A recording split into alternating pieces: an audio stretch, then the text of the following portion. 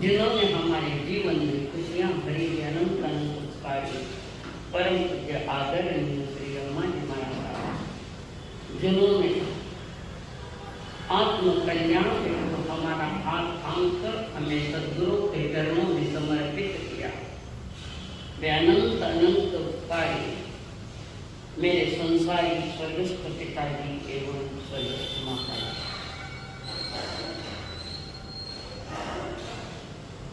ज्ञानियों के द्वारा कही गई देशना जिसको सुनने के लिए आप आए हैं, आप सभी के भीतर में विराजमान भगवान आत्मा को मेरा प्रणाम।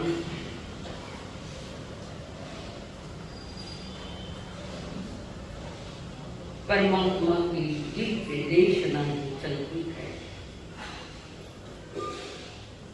समस्त मानव जाति के लिए कल्याण की कामना कर रहे हैं। करुणा भरे हृदय से तीर्थंकर देव समुद्र शरण में संसार का स्वरूप, निरात्मा का स्वरूप, नौ तत्वों का स्वरूप, 7 तत्वों का और 9 पदार्थ का स्वरूप बताते हुए कह रहे हैं, मनुष्य हो तो भीतर में थोड़ी समझ रखो,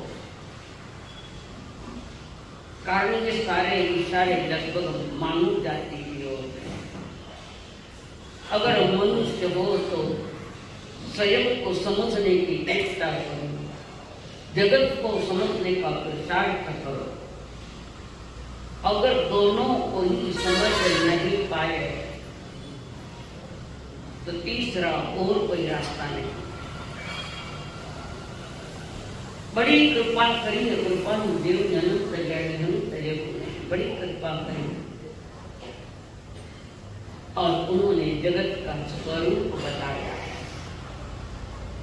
लगभग आज से 2000 वर्ष पहले आचार्य कुंद देव महान आध्यात्मिक योगी बने साधु, भगवान महावीर के बाद लगभग 500-550 वर्ष बाद,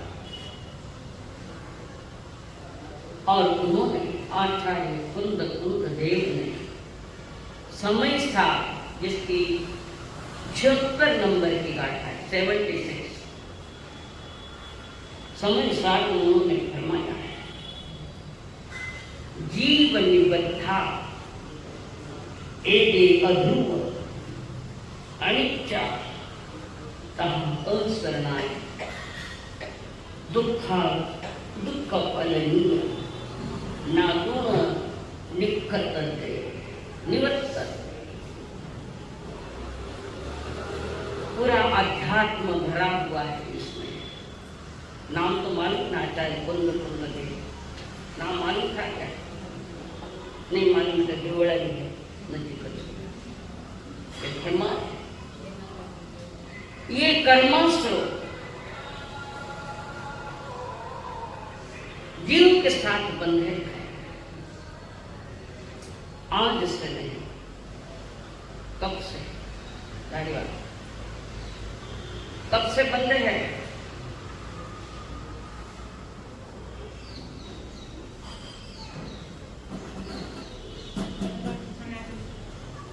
लुगाई आगे चली गई, चला रही है, कब तक है अनादि से बंधे। ये कर्म का संबंध जीव के साथ इस जन्म का नहीं, अनादि का संबंध है। और जिसको जहर खाने की आदत हो जाती है उसे फिर जहर असर नहीं करता। संसार का जहर खाने की आदत पड़ी है तो वो दुख को भी सुख कहता है। आप सवेरे सवेरे आओ ना दाढ़ी आएंगे, प्रार्थना लास्ट में क्या होता है? जय जयकार, आज के आनंद की जय, चिंतन बोलते आज कौन सा आनंद पता नहीं, बोलते तो जरूर आनंद की जय है। तुम्हारे जीवन की कहाँ जय है? और कौन सा आनंद है हमारे पास?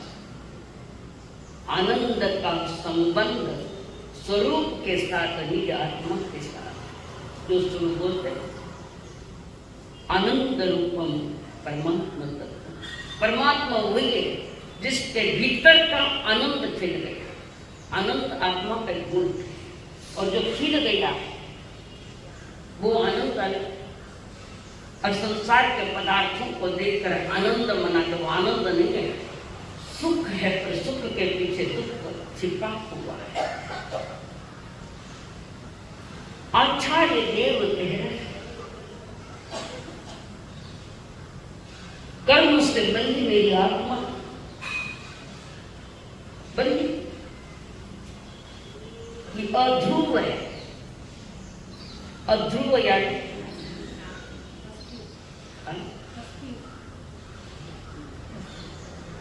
अध्रुव यानी अशाश्वत, शाश्वत नहीं, सदा है, जो तात्कालिक है। संसार का जो सुख तुम कह रहे हो वो तात्कालिक है, त्रैकालिक नहीं। तात्कालिक मैंने अभी अभी का दिखता है, पर उसके पीछे दुख जुड़ा हुआ है, अनित्य है। नित्य नहीं रहने वाले। कारण जगत लोग जिसको सुख कहते हैं वो पदार्थ के साथ सुख मानते हैं। पदार्थ के साथ कदाच ये पदार्थ आपसे दूर चला गया, जाएगा दूर। नया मोबाइल लिया, खूब सुख मनाए, मोबाइल मोबाइल मोबाइल, आनंद मनाए, सुख मनाए। और योगा जो व्याख्यान सुन के चले गए, वो मोबाइल कहाँ गया पता ही नहीं। अब बोलो, आपको व्याकुल हो बने। जिस चीज को लेकर सुख मनाया वही चीज हमारे लिए दुखदायी होगी, और आज तो ज्यादा दुखदायी है। कई जन बोलते इस मोबाइल के कारण सारा काम बिगड़ गया हमारा, पिछले हो चले।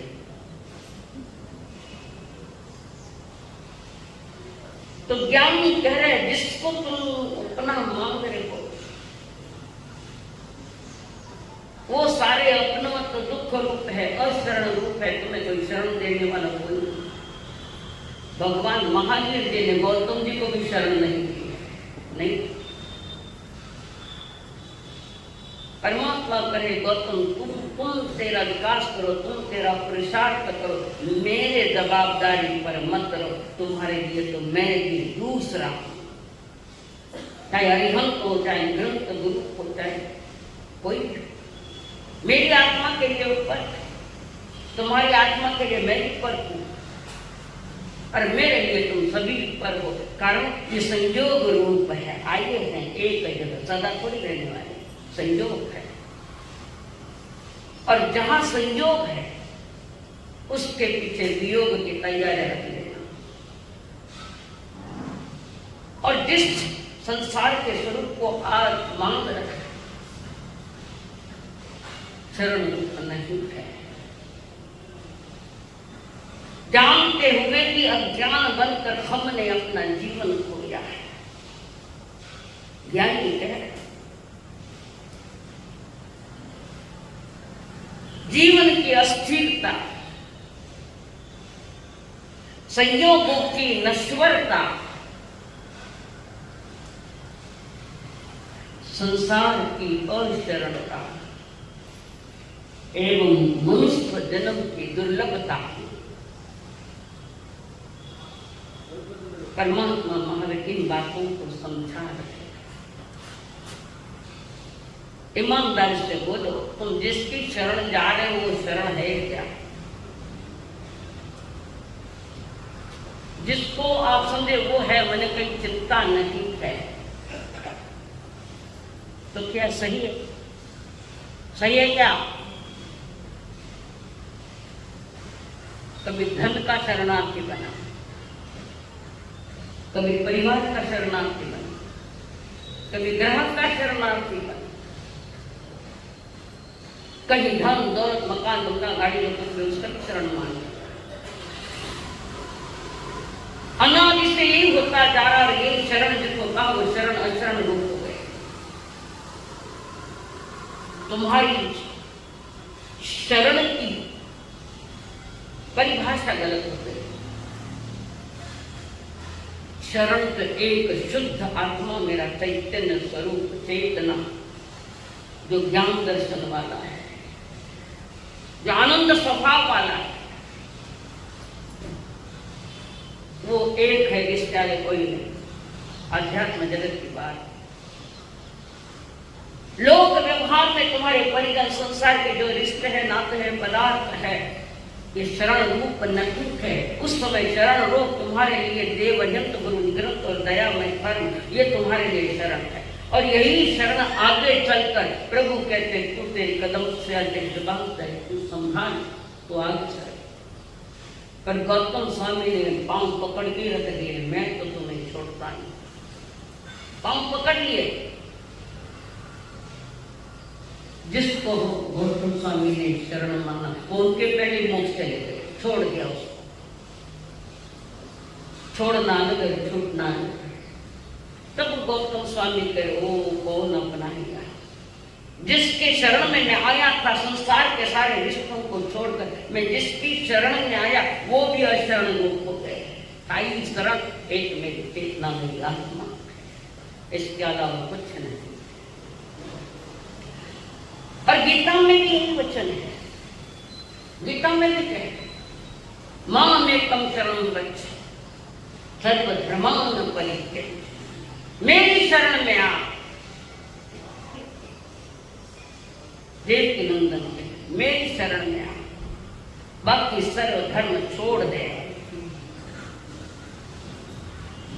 यहाँ देवकी नंदन का कहने का प्रयोजन है, तू मेरी शरण आ जा, बाकी जिसको तुमने शरण रूप माना उसको छोड़ दे। यहाँ कृष्ण जो कह रहे हैं मेरी शरण यानी निरात्मक की शरण। देवकी नंदन मेरी शरण को तो कृष्ण ये नहीं करे संसार को कि मेरी शरण में आ जाओ, पर स्वयं कृष्ण भी शरण रूप है।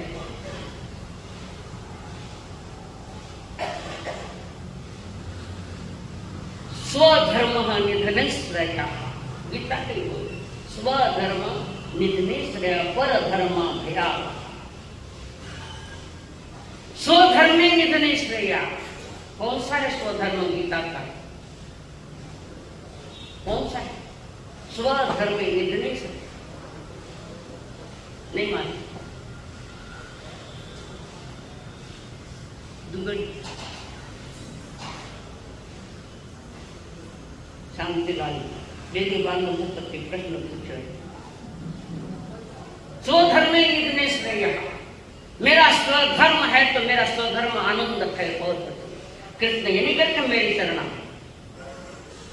जीवन की सांझ वेला में उनकी मौत विचित्र हुई थी, नहीं एक बांधकर कौन शरण ले पाया।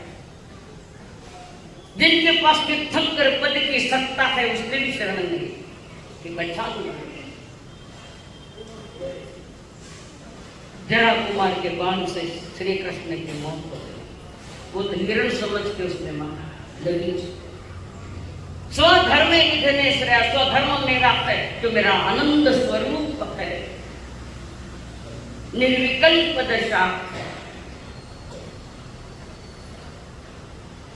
उस दशा को तू स्वीकार कर, उसकी शरण स्वयं तो स्वयं कई शरण जानने के लिए कहा।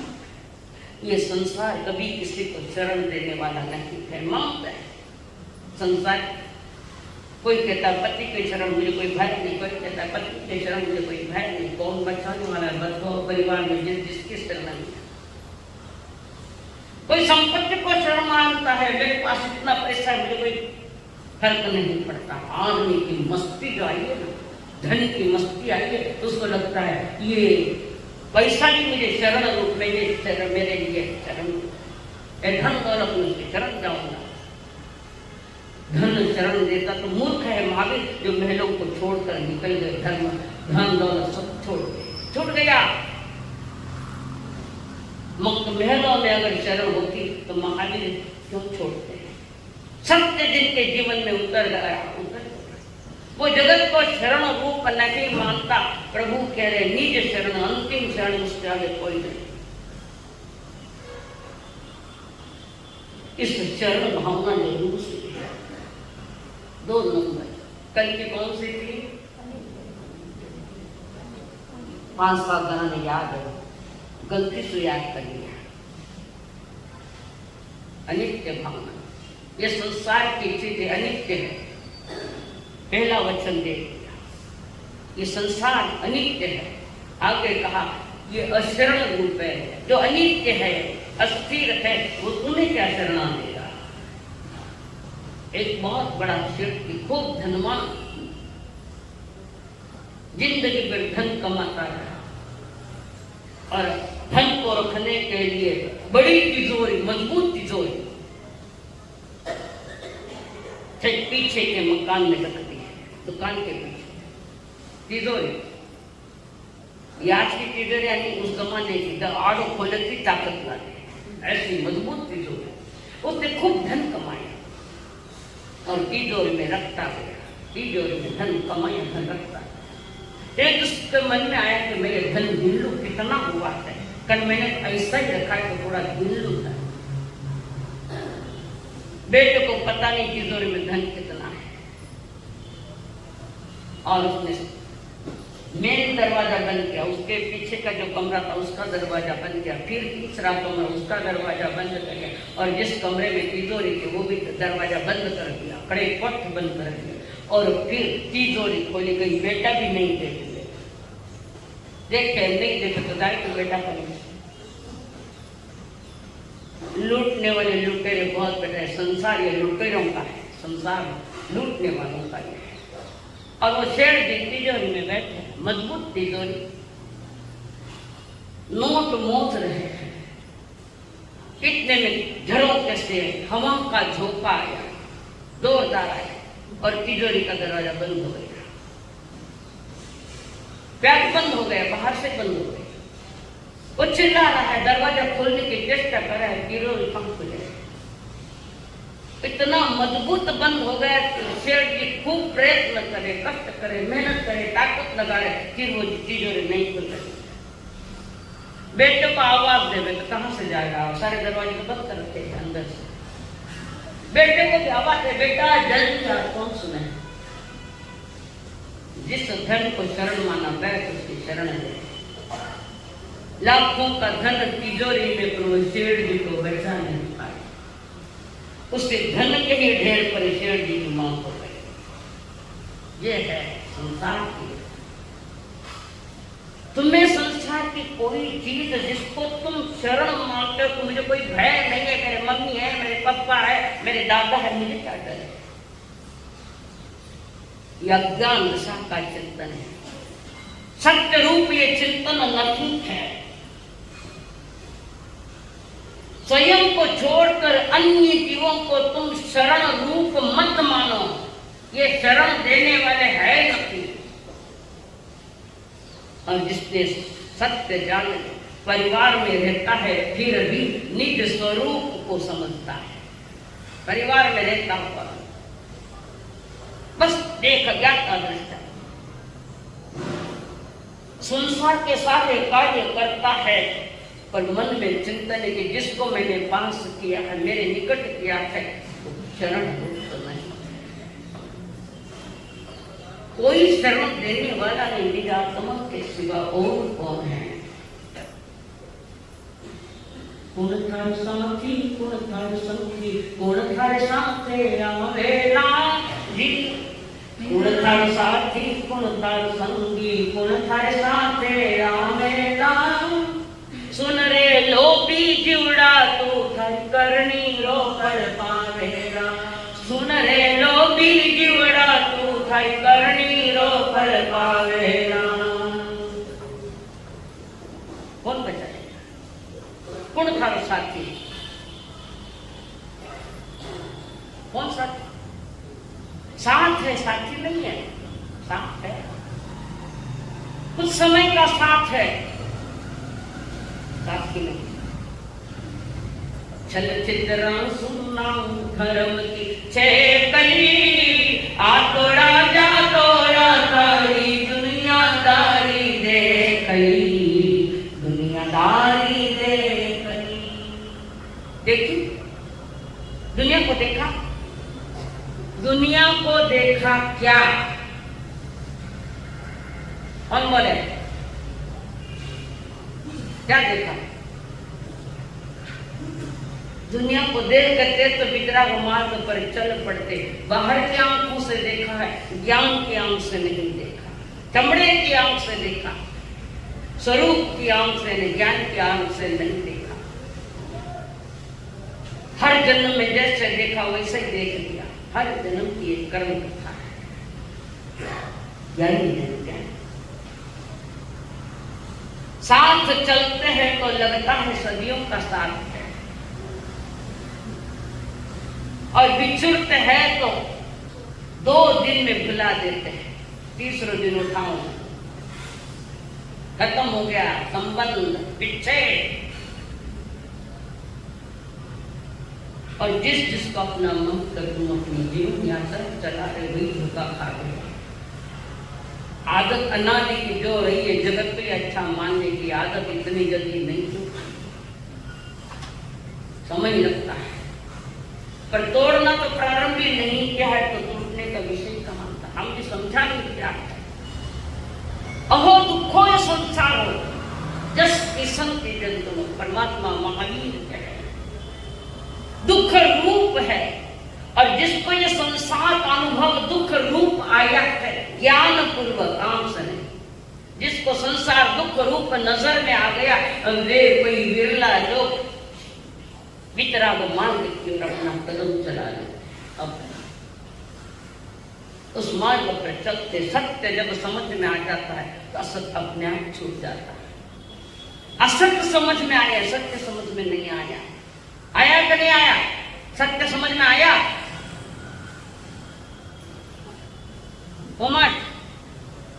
माथा में कई विचार चल रहा है, विचारधारा बदल लिया।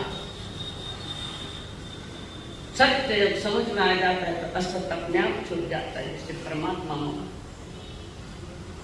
जैसे छोटा बच्चा विश्वकुमार तारांतर साक्षी अनंत जीवन असत को छोड़कर सत्य के शरण गए, और वो सत्य जो तरीकालिक सत्य है तुम्हारी आत्मा है, वो कौन?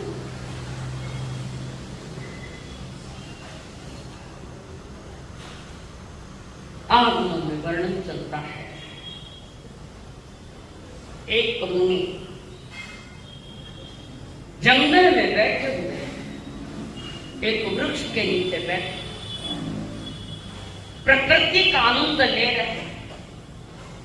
हरी भरी प्रकृति है, कहीं पहाड़ों से पानी के झरने आ रहे, कहीं पंछी उड़ रहे, कहीं तितलियां रंग बिरंगी उड़ रही। और वो युवा मुनि प्रकृति का आनंद लेते लेते निज प्रवृत्ति का भी आनंद ले रहे। निज प्रवृत्ति आत्मवृत्ति उसका भी आनंद ले रहे। वे मुनि आत्मचिंतन में लीन हो गए। लीनता आत्मा का चिंतन है। हमें आत्मा से मालूम नहीं, मालूम है क्या है आत्मा? कौन बोले? अच्छा, ज्ञान दर्शन आत्मा का स्वरूप है। किताब के ज्ञान क्या, कागजों का ज्ञान। मेरी आत्मा ज्ञान दर्शन है। 50,000 मिनट बैठ गया, कहाँ तुम्हारा स्वरूप? ज्ञान दर्शन को तो बोलते हैं, और मैं बार बार बता रही हूँ इसलिए। तो कभी 2 मिनट के लिए चिंतन किया यहाँ से जाने के बाद, सिर्फ 2 मिनट कि मैं ज्ञान स्वरूप हूँ, मैं दर्शन स्वरूप हूँ, मैं आनंद स्वरूप हूँ। एक जन बोले कि मैंने यहाँ से जाने के बाद 2 मिनट एकांत में बैठकर उसका चिंतन किया है। एक हाथ ऊपर करके बताओ। बड़ी दुकान है किराना, उस दुकान में ड्राई फ्रूट भी है बेचने के। एक व्यक्ति आता है, बादाम है क्या? है। चलो बताओ तो कहीं। 2 बादाम दिखाई, चक्के देखिए, चला गया। ध्यान में आए? दूसरे दिन आया, बादाम नहीं क्या? है। बताओ तो 2 बादाम खा गए। ये सिलसिला 7 दिन तक चला। 8वें दिन शेर जी ने कहा खाली चक्के जाएगा, कुछ खरीदेगा। थे वो जिनवानी के बादाम लेकर चक्के जाकर बाहर जाकर थूक देते। यही तो कारण है कि सत्य समझ में नहीं आता। तुम सुनने के शौकीन हो, स्वीकारने के शौकीन नहीं हो। खाली सुनने की आदत से सुनते हो। ये चातुर्मास भी डेड रूटीन जैसे चल रहे हैं। साधु संतों की स्थापना करते हो, गणपति बप्पा मोरया, 10वें दिन छुट्टी।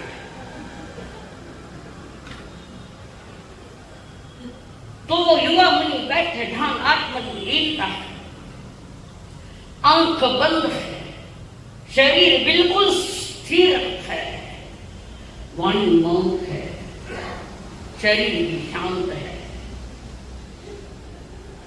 उस नगरी के राजा वन विहार के लिए गए। मन में आ गया कि प्रकृति के गोद में चला जाऊं, और महाराजा श्रेणी घोड़े के ऊपर बैठकर प्रकृति का आनंद ले रहे।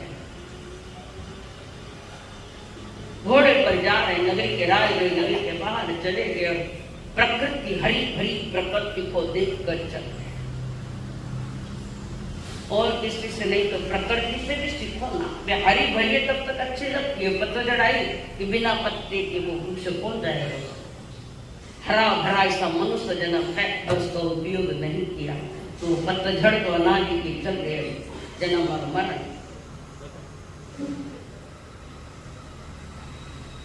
और राजा श्रृणिक ने देखा एक वृक्ष के नीचे, हरे भरे आम के वृक्ष के नीचे मुनि राम बैठे, सुंदर काया है, पर्सनैलिटी A1 है, दिप करता चेहरा, ध्यान में बैठे मुनि ललाट चमक रही है। मानी ललाट चमकनी की वास्ते क्रीम पाउडर सुंदर, ये तो नकल चाहिए, नकली है, नकली। और साधना के चित्र में साधना कर रहे तो मुनि जी के सारे सर्वांग से सुंदर कांति निकल, तेज निकल गई। श्रेणी वहां जाकर बैठ गए और बैठने के साथ कुछ समय के साथ मुनि ने अपना ध्यान खोला। मुनि ने ध्यान खोला, श्रेणी को देख रहे, निहार रहे उनकी शरीराकृति। आप कौन हो? श्रेणी पूछे, आप कौन? मेरा उत्तर दूं उसके पहले आप कौन हो, पहले ये बता। श्रेणी का राजा कह रहे, मैं राजगिरी नगरी का राजा हूं, मेरे पास इतनी रानियां, मेरे पास इतनी दौलत है, मेरा राज्य का विस्तार बहुत है, सुंदर सुंदर अप्सरा जैसे मेरी पटरानियां, बात है, बच्चे है। ईमानदारी से बोलो, ये परिचय किसका है? ये तुम्हारा परिचय है। और श्रेणी को अपना परिचय देता जा, देता जा। मुनि सुन रहे, और मैं बहुत बड़ा राजा हूं, बहुत बड़ा राजा। मुनि ने कहा, श्रेणी इतना सब कुछ होते हुए भी तुम अनाथ हो, अनाथ हो। मैं अनाथ कैसे हूं? मैं सबका नाथ हूं। चलिए तो क्या करो, मालिक मैं सांस है तब तक मालिक ने मरिया पर मुड़ दो, घर में रखड़ को काम को नहीं, जल्दी उठाओ लेता बर्बाद आएगा। लोग तो इंतजार ही करे, संसार देख तो सीधे के सामान लेकर आओ, इंतजार। घटना सुनने सुनना आएगी कि चलो तैयार करो, घर घर बात चली, लोग आने लगे, थाने गले मिले तो थोड़े आने लगे। इंतजार ही है। अनंत की मुनि ने कहा, तुम अनाथ हो श्रेणी महाराजा। वो कहते तुम अनाथ हो, मैं अनाथ नहीं, तुम अनाथ। कारण जिसका तुमने परिचय दिया वो तुम्हें कौन साथ देगा, पहले बताओ। जिसका तुमने परिचय दिया है महाराज, कौन तुम्हें शरण देगा? तुम्हारी पत्नियां, तुम्हारा धन दौलत, तुम्हारा राज्य, तुम्हारी सेना, कौन देगा तुम्हें साथ? कहने के लिए मां नाथ हूं, पर वास्तविक तुम अनाथ। ये मेरा परिचय है तो आपका परिचय दो। श्रेणी महाराजा ने पूछा, आपका परिचय क्या है? राजन, तुम्हारे जैसे ही मेरा परिचय आप मांगते हो तो मेरे पिताजी राजा तो नहीं पर राजा से कम भी नहीं, बहुत बड़ा व्यापार मेरे पिताजी का, बड़े बड़े बंगले, सब कुछ जो अमीरी का दर्शन करा रहे, वो सारी चीजें मेरे पिताजी के पास थी, किसी बात की कमी नहीं थी। पानी मांगते तो दूध मिलता, बादाम मांगते तो बादाम का हलवा मिलता है ना। जो भी कुछ मैं मांगू तो हर चीज मेरी पूर्ति हो जाती। मेरे माता पिता, मेरी बहनें, मेरी पत्नियां सब, अपने हिसाब जैसे मेरा परिचय मांगते तो मैं भी कोई कम नहीं करना। और अचानक एक दिन मुझे बीमारी ने घेरा। कौन सी बीमारी?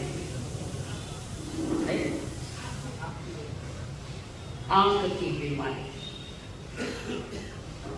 भोग्यानी आंख की बीमारी है। संसार के भोग्य लोगों को आंख की बीमारी, अपने आप को बीमार कर लिया, वासना के दौरे लगा।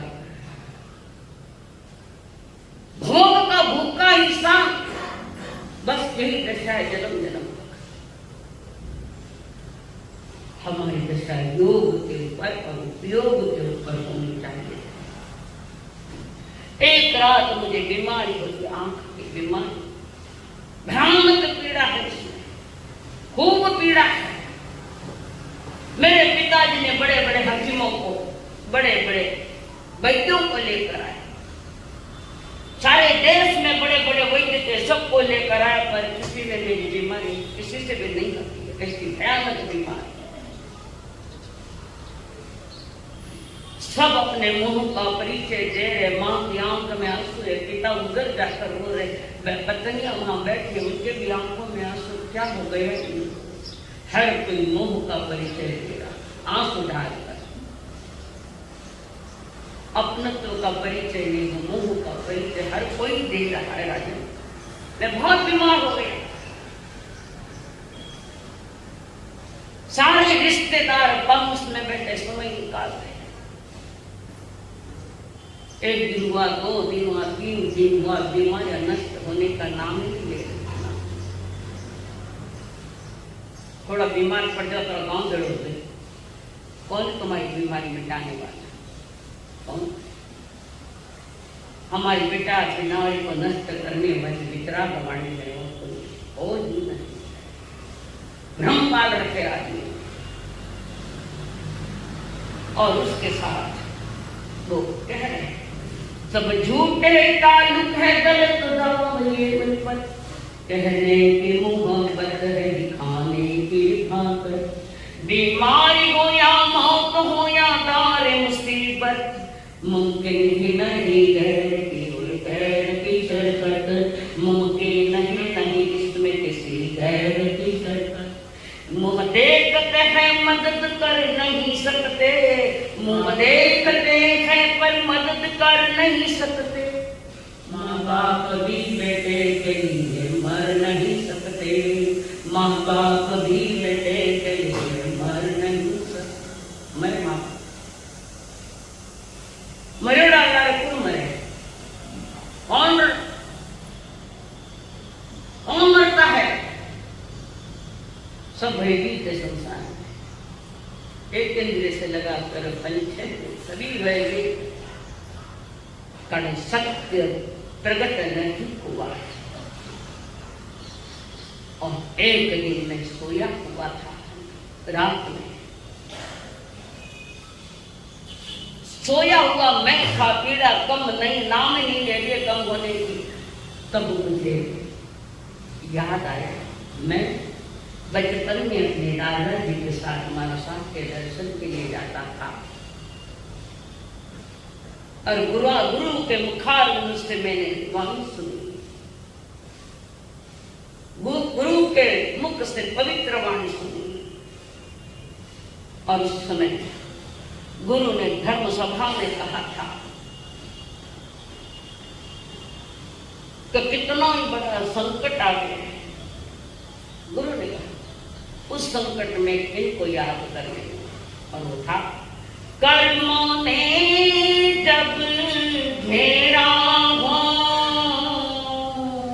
कर्मों ने जब घेरा हो, और सर पर मौत का डेरा हो, तब मानव तू मुख से बोल सिद्धं शरणं गच्छामि, महावीर शरणं गच्छामि, अरिहंत शरणं गच्छामि,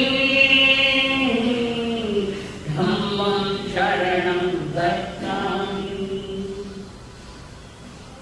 एकाग्रता के साथ मैंने ये सुना, सिद्धम शरणम गच्छामि, कितने ही कर्म घेर लिए पर हमने अपने आप को कवच चढ़ा दिया है नमस्कार मंत्र। गुरु ने कहा था उस समय, आज मैं जवान, मुझे याद आया कि मैं दादाजी के साथ जाकर वहां पर सुनी थी। कैसे सुनिया? पहले तो दादाजी के साथ आया कौन? दादाजी थानक में, बेटा पुत्र दुकान में।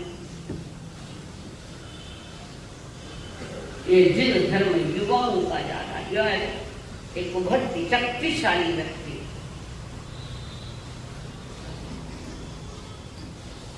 तो मेरे दादाजी ने बात की और महाराज को बात याद आई। मैं रात भर शरण लेता रहा, जो शरण रूप है उनकी शरण लेता, मैंने शरण ली।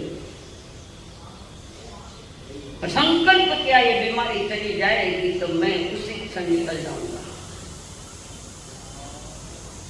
निकले हो रात भर तूफान मचा, घर परिवार भी परेशान। कभी कभी ये मन में आवे कितना परेशान तो ज्यादा भी होता है। यह हकीकत है। माथो उड़ गया होय में, आज माथो पर उड़ गया। माथो उड़ तो व्रतिया महाव्रति का चिंतन करता कि मैं खाली हाथ नहीं जाऊँ इस दुनिया। कईयों ने किताबें नहीं दी, मुझे मालूम है, खुद ही खुद का नुकसान कर रहा है। हम भलाई के मार्ग बता है, बाकी आगे तो हम कुछ नहीं करते। अब मेरे दादाजी ने काम एकाग्र हो गया, नमस्कार मंत्र का शरण किया। संसार में एक ही मंत्र जो महामंत्र के नाम से गिना जाता है, इसमें से एक महामंत्र से 84 लाख मंत्र निकले, थोड़े ही तरह पर अपनी इतना विश्वास, इतनी श्रद्धा होने पर। और रात भर आधी रात बीत गई, धीरे धीरे वो बीमारी कमी होने लगी। आंख दुख नहीं थी, बीमारी धीरे धीरे कमी होने लगी। और जैसे बीमारी चूल की बीमारी पूरी नष्ट हो गई और मैं बिस्तर से उठ रहा। माँ पिता सब आए, पत्नी आई, बहन आई, माँ आई, बाप। भैया बहुत अच्छा लगता है, बीमारी को अच्छा लगता है। पत्नियां भी पूछ रही है कैसे हो प्राणा? बहुत अच्छा। किसकी दवा ली आती है? नमस्कार खाने इतनी भरोसा नहीं, बिल्कुल ही नहीं। कितना भी तो मैंने भरोसा, खोटी बात है। अगर नमस्कार मंत्र के ऊपर इतनी श्रद्धा होती और वितराग मार्ग की इतना श्रद्धा होती, इस चेयर पर एक भी नहीं मिलता, सब वितराग मार्ग के राही बन जाते हैं। और पत्नी कहती गरम गरम दूध और में लेकर इस बीमारी ने आपको पेट पर खाना भी नहीं खाने दिया। मैं कोई दूध लेकर आऊँ, कोई बनाने, कुछ नहीं चाहिए मुझे। मेरी बीमारी का इलाज करने वाले वो महामंत्र नमस्कार मंत्र की दवाई मैंने ले ली और मैंने संकल्प किया कि सूर्योदय होते ही मैं निकल पड़ूंगा। पत्नियां रो रही है, पहली रोते ना भी रो रहे, संसार रोने वाले काम है। रात के रोना, कई लोग तो डरते यार नाम तो पूछ रहा है, रोने की सेवा क्या है? और वो सारे प्रयत्न करे, मां प्रयत्न करेंगे कि ये इस मार्ग पर नहीं जाते। पिताजी सोच रहे बेटा ये निर्णय मत कर, इकलौता तो बेटा है, एक ही बेटा। अरे एक हो न, दो हो न, 10 हो, जाने वाला जाएगा, कोई रुकने वाला। और किसी के साथ पत्नियां भी समझा रही है, आपने हमारे साथ शादी की, हमें छोड़कर कहाँ जा रहे? वो कहता अगर मैं मर जाता इस बीमारी में तो क्या करते हैं? कमरा में ले बैठा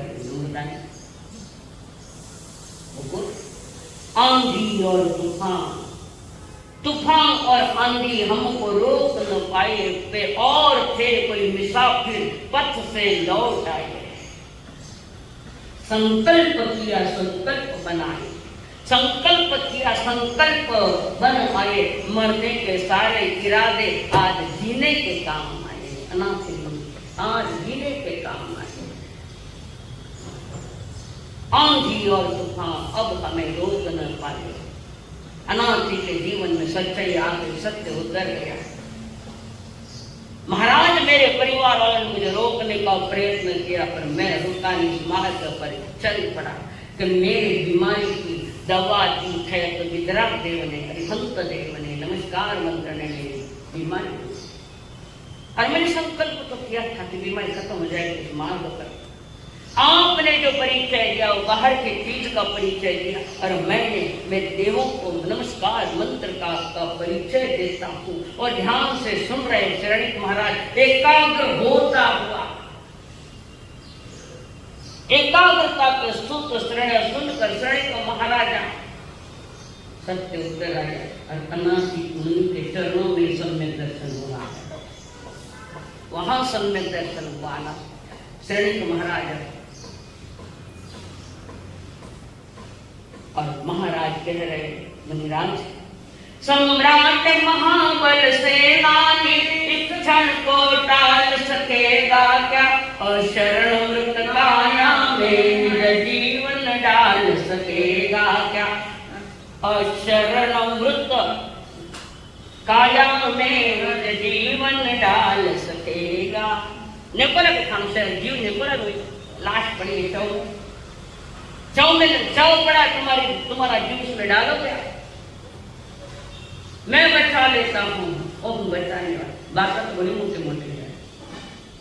हे भगवान, तुम्हारे एक लो बेटे ने मत जा मन ले लिया, बोलो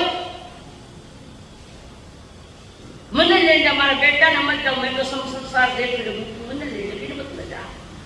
इतना गुरु नाम रखल में आए, बिन काट मन मत काट। मैं जीना चाहता हूँ, उम्र के साथ भी मैं जीना चाहता हूँ। इसका मतलब ये नहीं है कि आयुष्य जितनी मुक्ति को लेना ही है, पर आयुष्य पूर्ति के साथ भी, एक उम्र के साथ भी नहीं समझ पाए हम लोग। आचार्य कह रहे जीवन बधाए दे अध्रुव, अनिच कहा असर्व, अनित्य है, अध्रुव है, शाश्वत नहीं है, अशरण रूप है और दुख रूप है। जिन्हें संसार दुख में नजर आने लगा वो वितराग मार्ग कोई रास्ता चुनता है, चाहे व्रती बनो, चाहे महाव्रती बनो, कुछ भी बनो, रास्ता ढूंढ लेता है सही रूप में। खड़े केवल नहीं, एक अनंत की बात कह दिया, कोई लाश बड़े तो कहीं तो बड़ी संसार में वह लाश बड़े दत्ते घर आया कि नहीं गया, पूरा भूख लगी है, अभी तो वहां बोल रहा था, बोले नहीं बोले, कहीं तो बढ़िया संसार में, क्यों नहीं समझ में आ रही? बोलने की आदत बस बोल रहे हैं। कहीं कोई हो हमारा संसार में सच्ची स्वरूप में तो आता माना हमारे कल कोई नहीं माना में उत्तर कहीं नहीं, मेरे पास नहीं आता, उत्तर मिलेगा वितराग वाणी से उत्तर मिलेगा। और राजा शरण समझ गया सत्य क्या है। और वैसे अपने साली जी का बेटा भगवान महावीर, भगवान महावीर के मौसा जी चेंजना मासी का चेड़ा राजा के साथ बेटियां उसमें, और सत्य समझ में आई, सत्य को प्रकट कर लिया। मैं तो में रहते हुए भी अपने में तेरे के सत्य तो वो जो निराश विवाह कर वही सच्चाई। मैंने आज तक समझा मुझे ये बचाएगा वो बचाएगा, जिस दो बचाएगा वो भी नहीं बच पा रहा है तो तुम्हें कौन बचाएगा? जिसका हमने शर्म किया है मुझे कोई डर नहीं, मेरे पास इतना है। ऐसे कई गए सिकंदर जैसे, कई गए जिन्होंने बाह्य चोट मुझे बचाएगी बचाएगी, सिकंदर भी मर गया, कोई नहीं बचे। इतनी सेना ने क्या कमिटी विश्व को जीतने निकला हुआ। जाते वक्त कह गया जिंदगी में बहुत बड़ी मैंने गलती की, संसार को लूटा, सब इकट्ठा किया, और जितना इकट्ठा हुआ तो मुझे तो उठा के ले गया। ये सही बात समझो। तो जिसके सत्य समझ में आता है, सच्चाई जान लेता है, ऐसे सत्य को जानने वाले, जीने वाले संसार में, दुख रूप संसार में भी आत्मा का आनंद ले, स्वरूप समझ जाए। ऐसे अपने माँ बाप के बचपन के दिए हुए संस्कारों के साथ में बच्चे को खड़े हैं तंबू के बाहर, मध्य रात्रि है, हवा बयार चल रही है, ठंडी ठंडी बयार चल रही है, और 2 सिक्योरिटी वाले नाइट वॉचमैन तरीके से दोनों बच्चे खड़े थे। अंदर में उनकी मां मध्य रात्रि में धर्म जागरण कर रहे थे, चिंतन मनन कर रहे। अभी छोटे भाई को बहुत नींद आ रही थी। बड़े भाई ने कहा नहीं, फुकट की नौकरी करने देना, थोड़ा समझने की चेष्टा कर। भैया ऐसा नहीं है, ईमानदारी की कमाई नहीं है, हमें रक्षा करने के लिए भेजा है, नींद लेने के लिए नहीं भेजा। तो नींद क्या, तो मैं क्या करूं, मुझे नींद तो आती है। और उसी बीच शायर ने अपनी विगत कथा कही है, बीती बात बताई और कहा सारी बात कही। और ये कहानी अंदर में बैठ के मलिया के सुन रही। 3 बजे उठी, धर्म जागरण। वो कह रहा है, बच्चा कह रहा है, नहीं तुम समझने की चेष्टा करो। और वो कह रहा है, शायद कह रहा है, भैया हम कुसुमपुर के रहे बच्चे, और राजमहल में ऐसा बना बना के हमारे माता पिता को मारने का बना बना हमारे काका जी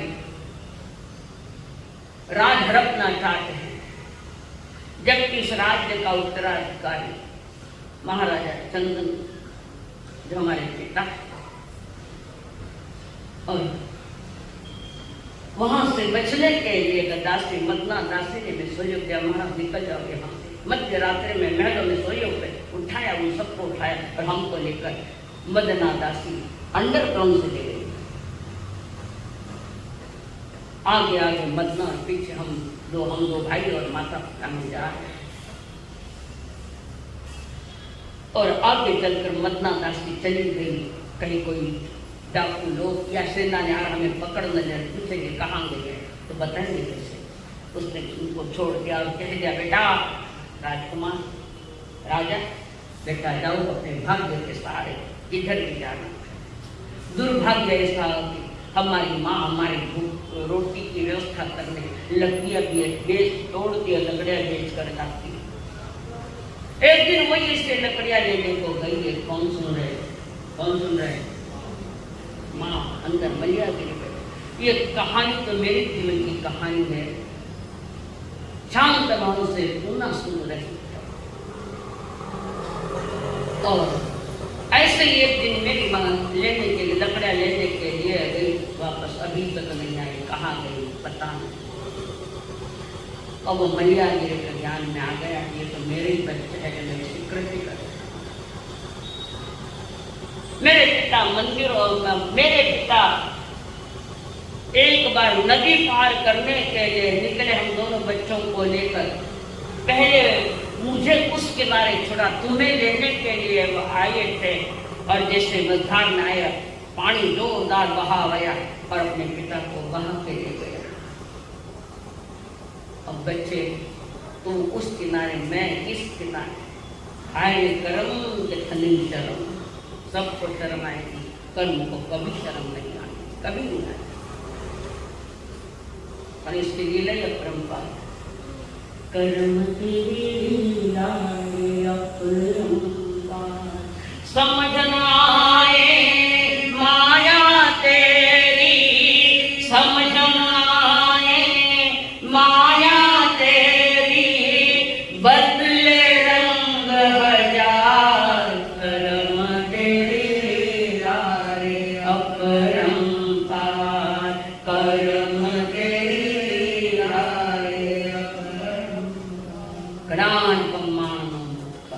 कर्मों को भुगते बिना छुटकारा नहीं।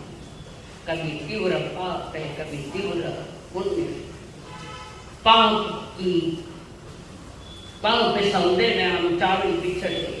हम दोनों के दिन निकलने के बाद एक भाई इस किनारे आया, सवेरा होने आया, और एक बहन अपने गायों को चराने के लिए नदी के इस किनारे आई। उन्होंने हमको देखा, हम छोटे छोटे बालक थे। हमको देखकर वो बूढ़ी माँ बहुत खुश हुई और आकर पूछा, बच्चों क्या हुआ? आंख बेटी बात सुनाई बच्चों ने, और ये सारी घटना अंदर सुन रहे। और उसने निर्णय किया, हो न हो ये मेरे ही बच्चे हैं, शायर और नीर जो कर इस कहानी के मेरे एक हिस्सेदार हूँ। मेरे पति का भी नाम आ रहा है इस कथा में। तो मध्य रात्रि में सभी सोई, वो धीरे धीरे बाहर आ रही है। वो तंबू एक तरह से उसने तंबू को चीर दिया, फाड़ दिया और बाहर आ गए। दोनों बच्चे सावधान है, कौन है? इधर आने की हिम्मत मत करना, आगे मत बढ़ना। पराई पुरुष, पराई बाई को, पराई स्त्री को पुरुषों के पास नहीं आना। तुम पराई हो, आप अगर इधर आए तो तुम्हें हम मार डालेंगे। मां खुश है कि मेरे बच्चे कितने शीलवान, कितना विवेक है, कितनी समझ है, कितना ज्ञान है। तो भी मैया जी धीरे धीरे आगे आए। नहीं कहा, बार बार बात है। शायर ने कहा, माता जी यहाँ से चले जाओ, यहाँ मत आओ, हम पर पुरुष है। तो भी वो आगे आई, नजदीक आई और बच्चे डांट रहे। बच्चों को कहा, तुमने मुझे पहचाना नहीं, तुमने मुझे पहचाना नहीं, तुम अनजान कैसे हो गए? बच्चे देख रहे और माँ की आवाज जैसा पुराना आवाज सुन। बच्चे ने देखा, माँ तुम यहाँ पे, जो कर्म कथा तुम्हारी, मोही कर्म कथा मेरी है। संकल्प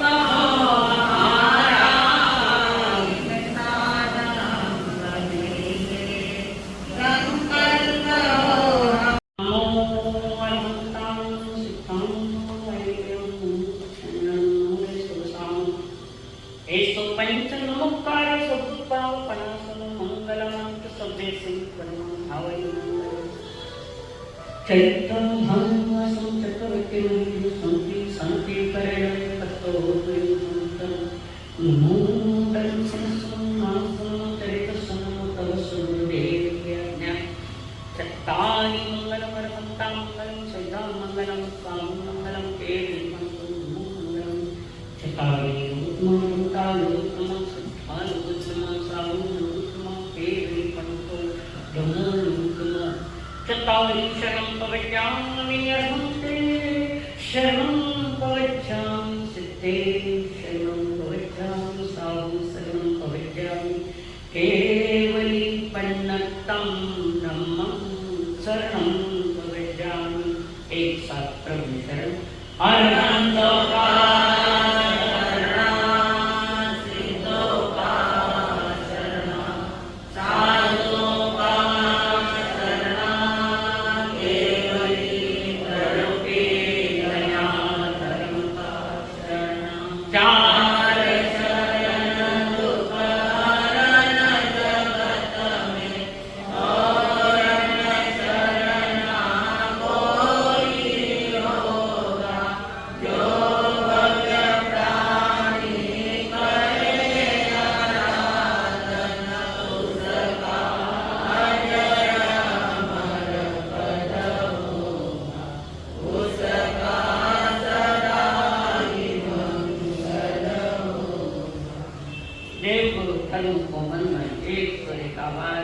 वज्रासन या सुखासन।